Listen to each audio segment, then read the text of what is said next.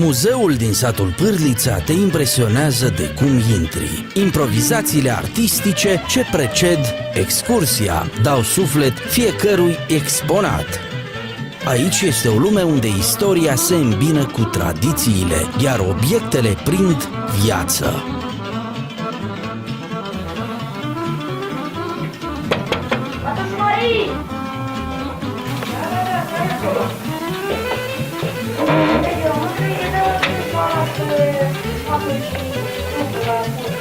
Dar știi, ea de la râșniță?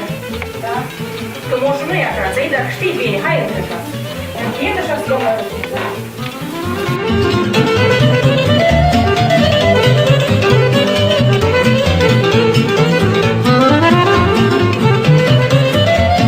Ca o palmă de pământ pe care fiecare țăran vrea să o înflorească și îi aduce bucurie și roadă, așa și muzeul nostru este ca o floare care a înflorit în mijlocul sătenilor noștri.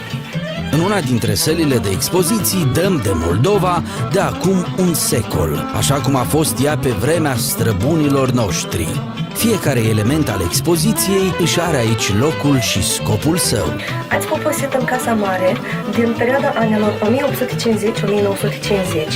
care este împodobită cu icoana Sfântului Ioan Botezătorul de prin anii 1863, ce poartă numele Sfânta Biserică a parohiei satului. Aici sunt lucrări ale gospodinilor de aici din sat, cu ce s-au ocupat ele, iată statuile la care lucrează doamnele, la care s-au țesut păritarele, deci care le vedeți în 2, în 4, în 6 și așa mai departe.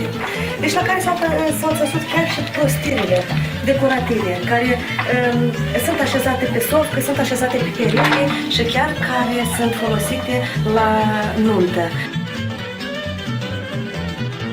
Mărioară, Mărioară, ia vină încoace la mama. Mărioare, tu știi ea face colobaș? Ia uite mama cum îi face, pentru că bunei, înainte bunicile, făceau în fiecare sâmbătă colobaș, când făceau pâine, vedeau și colobaș în cuptoraș. Când bobul ce răsare se leagă în vânt, nu este legănare mai sfântă pe pământ. Când mama pâinea aduce cu obosite mâini, nimic nu e mai dulce ca miezul celei pâini.